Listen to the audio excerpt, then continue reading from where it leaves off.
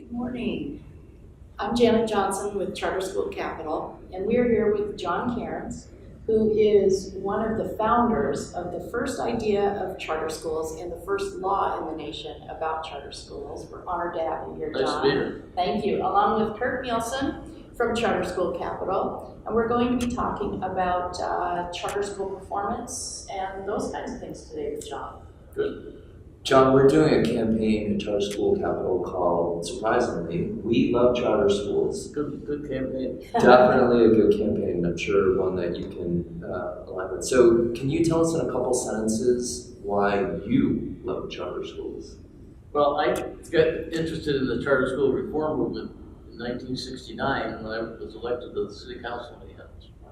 And we had a school district within the school district, meaning we had no teacher's contract, we had self-governing boards, we had teachers on board, EDs we selected, we had 6 elementary schools and 78 high schools. That's how I thought public schools were.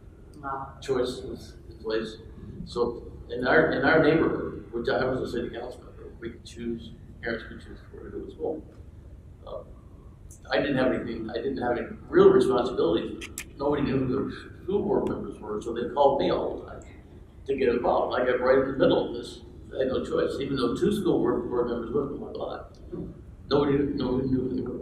So that got me into the whole choice side and the idea that the schools were going to be based on kids learning. I thought that's how the traditional system worked. You would think. So that got me started. So that's almost 50 years I've been in the education reform side of things.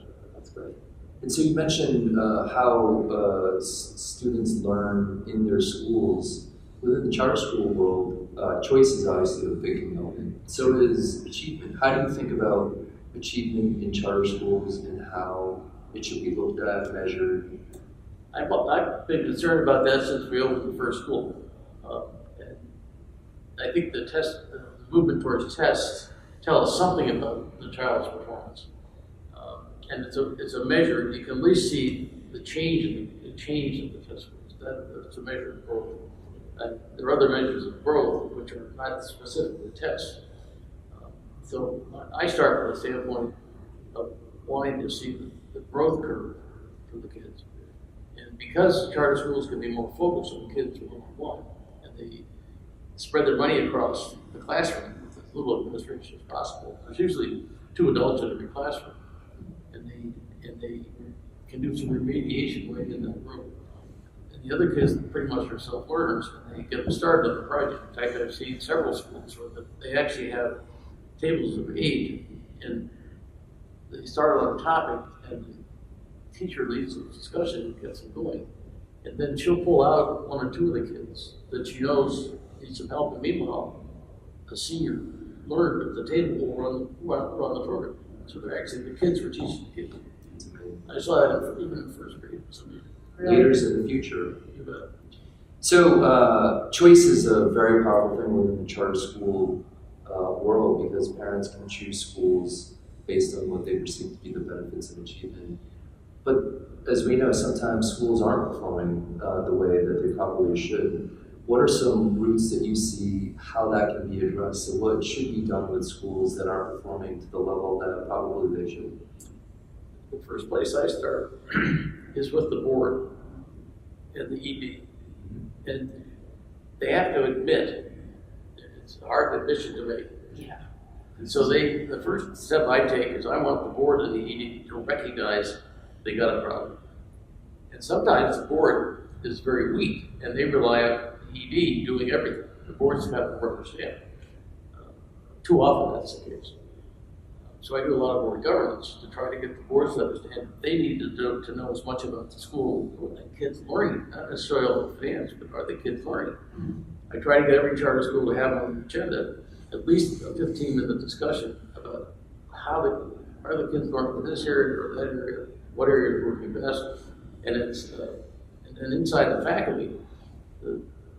At the beginning, they have to have some sort of way of understanding that they can't let one teacher have a bad experience in a bad classroom because it will drag people down.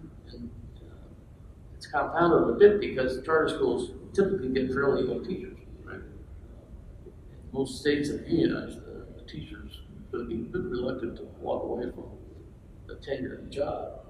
Even though in Minnesota they keep their spots. So if a 5-year teacher comes to a charter school and works 5 years, they still have 5 years of tenure. They don't gain any tenure, but they still have 5. So I go to the board, the ED, and I try to get the faculty to have some leadership to say, this isn't working very well, what should we do? So that ought to come with the authorizer, some sort of transformation process. Sure. And it could be the leadership, it could be the ED, it could be a better way of organizing or training the faculty. But the board's got to be in charge of that. And if the board isn't willing to take charge of that, then it's simply going to stay there and get worse. It starts with leadership, right? So then, with that leadership, assuming it's in place the way it ought to be, how do you know when a school that was underperforming starts to perform? What are some of the things and signs that you see of, oh yeah, they're headed in the right direction? Well, you certainly will see an improvement in internal testing on subject matter, and they do some standardized tests that aren't required. Many schools will do something every month of their own creation that they think is a measure of kids' learning. And that goes down just like the standard score school. So the first see a turn in the internal testing data. You'll then start to see some sort of project-based learning. So the kids not only have a test, they have a product of something they've done. And it's going to be done jointly. So the kids identify this as particularly true when you get, say, above 4th grade, a little harder K3, but they have an outcome.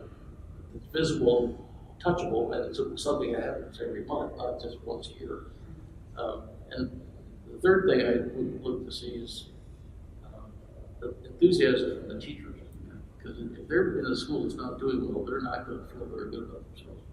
But when it starts to turn, they all of a sudden say, oh, we can do this.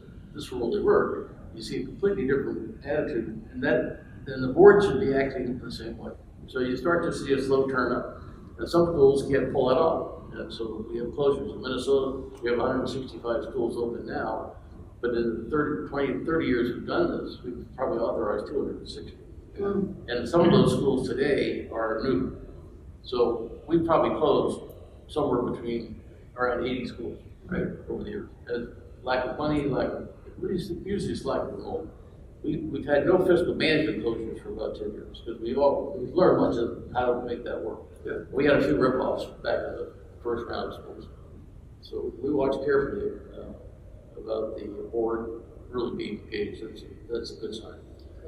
And we all are interested in the success of charter schools. Those that are performing are so fun to watch. Those that are having challenges are fun to work with and try and get them to move forward. So we're all headed in that direction, charter school capital included. And so we worked together for a bunch of years. What's your experience been like in working with charter school capital? I first met Stuart and one of the partners who's left, I think in 2009 or 10. Minnesota was going to had a budget shortfall, so we were trying to fill the gap for the shortfall. And after the first 2 days, as they were leaving, I said 2 things. One is the biggest problem the charter school industry has is lack of capital to grow, and lack of capital to manage these schools. And the second thing I said was, if I was 20 years younger, I would stop my law practice and join the charter school capital. Very good. That's great. So it's been a great experience. I mean, I think that in some ways I'm maybe a little underused in the sense that one of the things I've been able to do is anybody who gets confused or doesn't understand the charter school concept or charter school practice, I've had a number of calls, and I probably should make it more clear to people that that's part of our mission as a consultant, to take the call anytime about somebody can't figure out. Yeah. Because I've probably done it more than once. So you've heard it here, folks. He's ready to take the call. I'm ready to take the call from anybody inside charter school capital or outside. Yeah. That's great.